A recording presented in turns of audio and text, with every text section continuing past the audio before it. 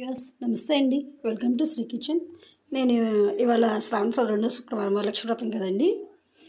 సరే ప్రసాదం కోసమని ఆల్రెడీ నేను పొయ్యి మీద పరమాన్నం పెట్టాను. అది రెడీ అవుతుంది. పూర్ణాల కోసం పప్పు సిద్ధం చేశాను. కడిగి ఇలా కుక్కర్లో ఒక 3-4 విజిల్స్ రాగానే కట్టేసాను, దించేసాను అనమాట. వేడివేడిగా ఉంది. దీంట్లో ఏమైనా నీళ్ళుంటే వంపేసుకొని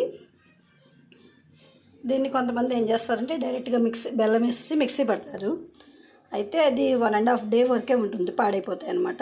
ఇప్పుడు నేను దీన్ని నీళ్ళు వంపేసి మెత్తగా స్మాష్ చేసేసి దాంట్లో ఈ బెల్లం తరిగి వేయాలన్నమాట. పచ్చిపప్పు శుభ్రంగా కడిగేసి ఉడకబెట్టుకున్నాను అనమాట.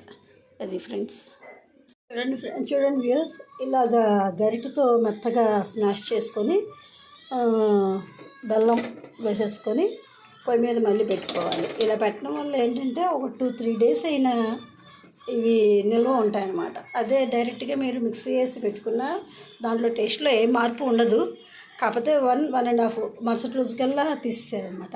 ఇక్కడ పరమాన్నం అయిపోయింది.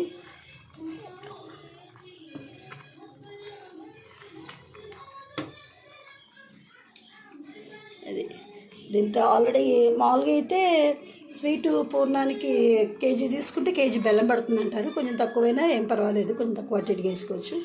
నేను కేజీ పప్పు తీసుకొచ్చా, కాకపోతే 30 వేసాను అనమాట. కేజీ బెల్లం తీసుకొచ్చాను, ఆల్రెడీ దీంట్లో కొంచెం వేసా. ఆ కేజీ బెల్లంలో దాంట్లో షేరింగ్ అదనమాట. ఇప్పుడు మళ్ళీ కొంచెం సగం పగలగొట్టేసా కాబట్టి ఇది కూడా ఇటు వేసేస్తున్నాను.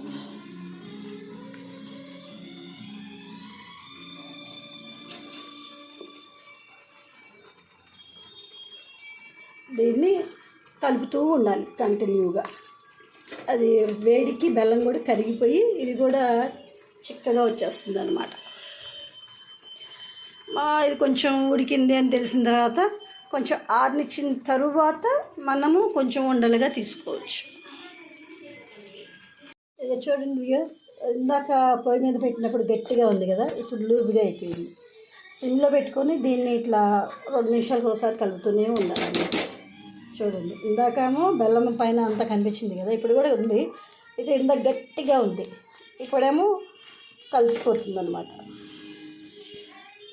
కేజీ పప్పు పోసుకుంటే 3/4 కేజీ పోసుకోవచ్చు. ఒకవేళ 1/4 కేజీ పోసుకుంటే 1/4 కేజీ స్వీట్ వేసుకోవాలి.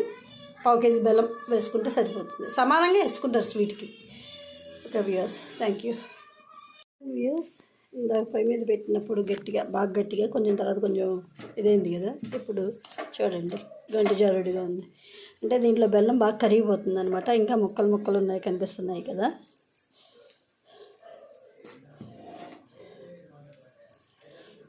ఇదంతా కరిగిపోయి కొంచెం దగ్గరికి పడుతుందని మనకు తెలుస్తుంది కన్సిస్టెన్సీ. చల్లారిన తర్వాత దీన్ని ఉండలు చుట్టుకోవచ్చు అనమాట. దీంట్లో ఫ్లేవర్ కోసం యాలక్కాయల పొడి వేసుకోవాలి, తెలుసు కదా.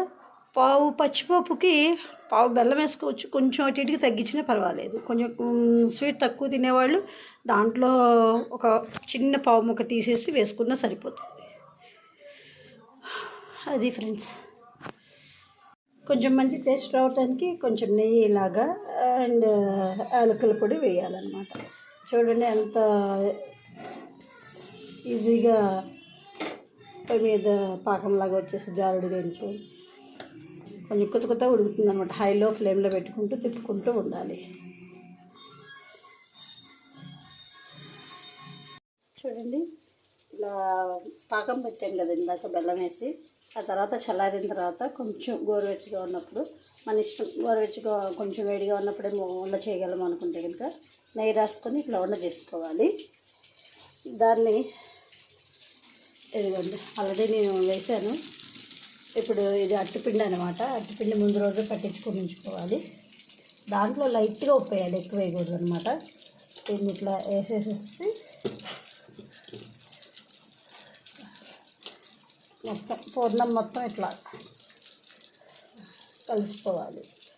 ఒక్కొక్కసారి పగిలిపోతూ ఉంటుంది, నూనెలో వేసినప్పుడు జాగ్రత్తగా వేయాలన్నమాట. చూడండి, వెంటనే కలపకూడదు.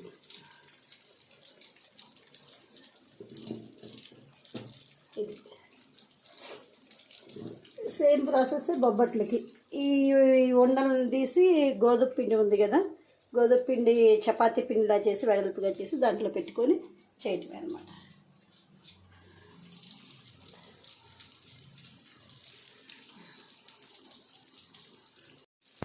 ఇది ఫ్రెండ్స్ ఇంకొంచెం వేగాలన్నమాట. ఇరుగ్గిరుగ్గా మాత్రం ఎప్పుడు వేసుకోకూడదు. వేసుకుంటే కనుక ఇదిగోండి ఇలా వదిలిపోతుంది, నూనె అంతా పాడైపోతుంది అనమాట.